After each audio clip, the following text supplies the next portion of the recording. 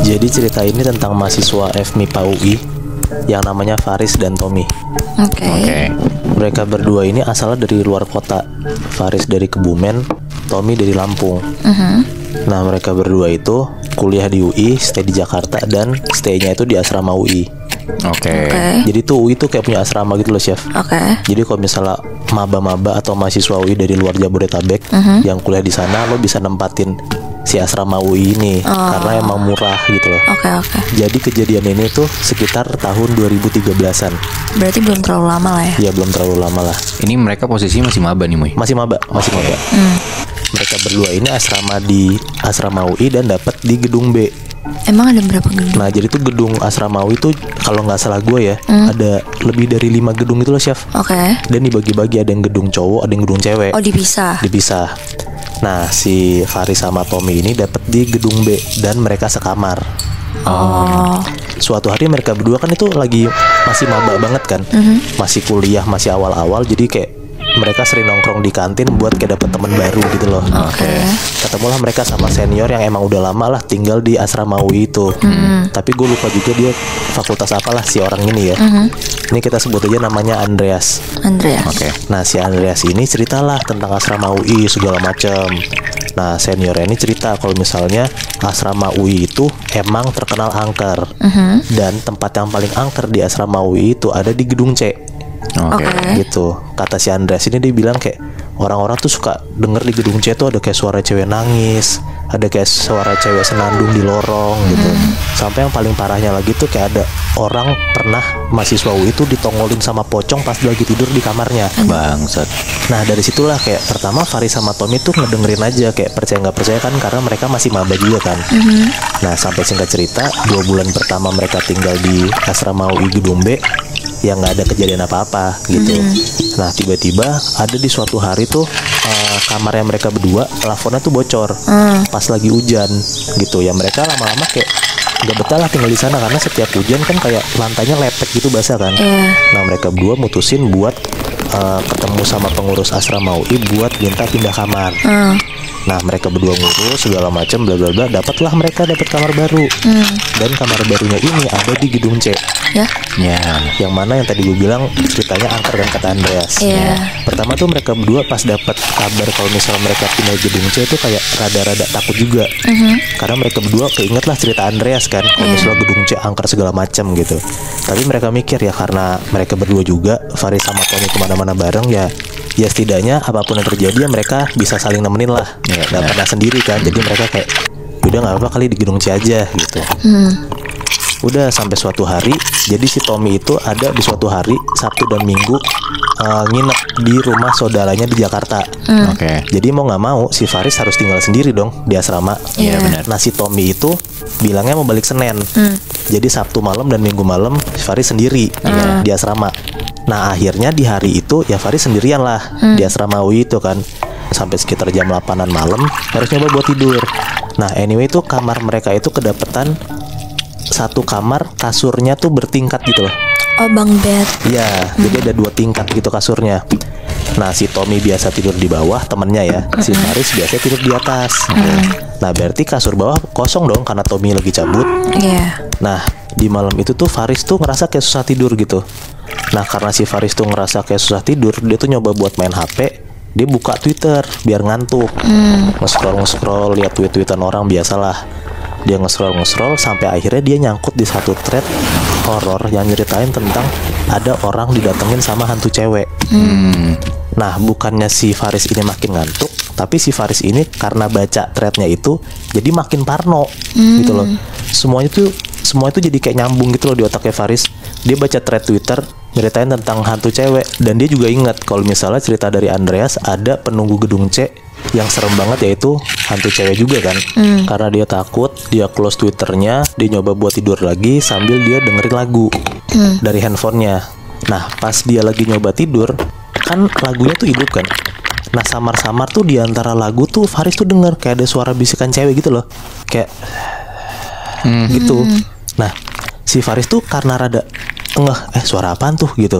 Faris nyoba matiin lagunya, dia merhatiin lagi tuh, dia coba diam dengerin, oh ternyata nggak ada apa-apa. Faris ngerasa oh itu cuma suara apalah gue nggak tahu, gue parno doang kali gitu. Faris nyoba tidur lagi, dia setel lagi lagunya. Pas dia setel lagi lagunya, bener ada lagi suara cewek samar-samar di antara lagunya itu loh, kayak gitu lagi. Nah dia matiin lagi lagunya, dia tungguin tuh suaranya datang lagi apa enggak. Ternyata bener, suara bisikan tuh datang lagi. Duh anjing. Dan kali ini Faris tuh dengernya jelas banget, karena kan udah nggak ada lagu kan. Pas Faris coba dengerin lagi, ternyata suara bisikan cewek itu datangnya dari kasur di bawahnya Faris. Oh, kasur yang Tommy biasanya tidur. Kasur yang biasanya Tommy biasa tidur. Nah di situ Faris takut banget dong, karena dia sendirian di kamar kan. Dan pas di situasi kayak gitu, tiba-tiba Faris tuh ngerasa kalau misalnya tuh kasur di bawah itu geter, gitu loh.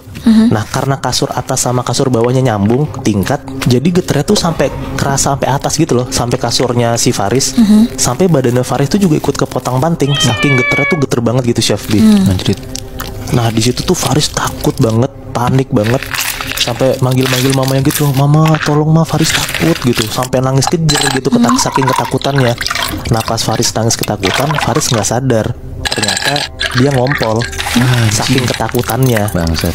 Di situ nggak lama kasur si Faris berhenti getar, dan sekitar jam 12-an malam Faris tuh ngerasa kayak akhirnya tuh dia nggak digangguin lagi gitu loh. Udah nggak ada suara geter-geternya, udah nggak ada suara cewek bisik-bisik itu. Nah dia ngeberaniin diri buat ke WC, buat bersih-bersih, kan dia ngompol tadi kan. Dia jalanlah ke WC kan. Nyampe di WC, lo bayangin nih, ada cowok 18 tahun kayak lagi nyuci celananya, lagi bersih-bersih sambil nangis gitu loh, saking ketakutannya sesungguhkan gitu. Nah di situ dia udah selesai bersih-bersih, dia udah ganti celana segala macem. Dia tuh mikir kayak, gue nggak boleh takut lagi gitu. Kalau misalnya gue takut lagi, gue malah makin digangguin gitu. Nah sampai pada akhirnya si Faris tuh mau mikir buat balik ke kamar dan sholat. Nah jadi di kamar mandi tuh dia ngambil wudhu sekalian gitu loh.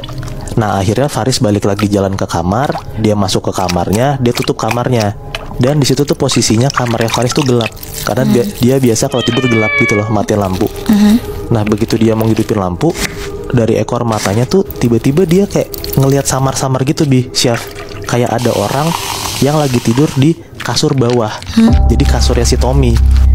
Nah di pencahayaan yang remang-remang itu, Faris tuh kayak negesin gitu loh, ngelihat ke kasur, sebenarnya apa sih yang ada di atas kasur itu tuh.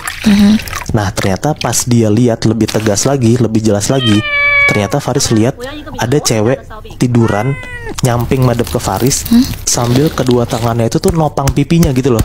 Kebayang gak lo? Bayang. Jadi kayak tangannya jadi bantalnya dia gitu. Iya bener. Sambil kedua matanya si cewek ini melotot madep ke Faris. Duh anjing.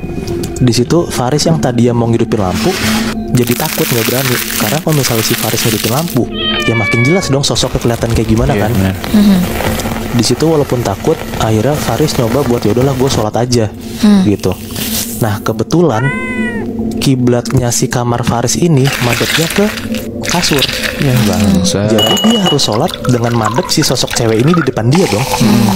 Ya udahlah, rakaat pertama Allahu Akbar gitu.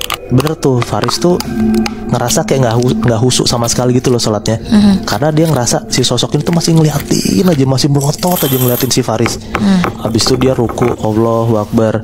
Di situ posisinya si Faris nunduk ke bawah dong. Iya benar. Habis itu dia bangun lagi, Sami Allah liman hamidah. Pas dia bangun, ternyata sosok yang ada di depan dia hilang.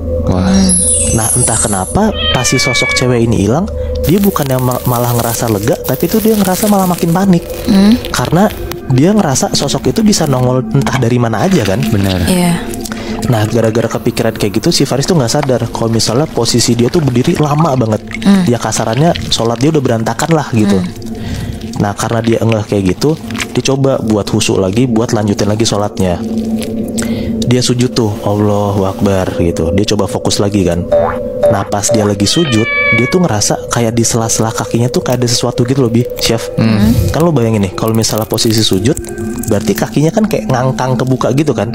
Nah si Faris tuh ngerasa jelas banget kalau misalnya tuh ada sesuatu di sela-sela kaki dia pas dia lagi sujud.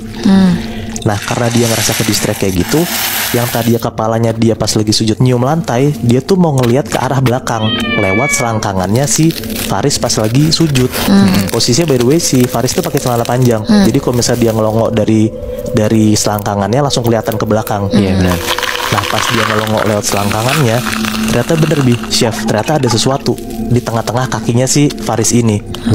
Pas dia ngelongok, ternyata ada sosok kepala hantu cewek yang tadi si Faris lihat, dan matanya tuh masih jelas melotot ke arah Faris. Jadi mereka berdua tatap-tatapan gitu lebih. Chef, bayangin jadi Faris, lo sendirian di kamar di asrama, dan tiba-tiba tuh lo bener-bener sedekat itu sama sosok hantu yang lo takutin banget. Gue nggak bisa ngebayangin sih Muy, karena kalau udah tahu temen lu bakal cabut dan lu harus tinggal sendiri, gue mending cari tempat lain yang ada teman gue sih. Sama sih, nggak mungkin sih gue bakal stay sendiri dengan fakta dimana gue tahu gedung yang gue tinggalin itu ada cerita angkernya.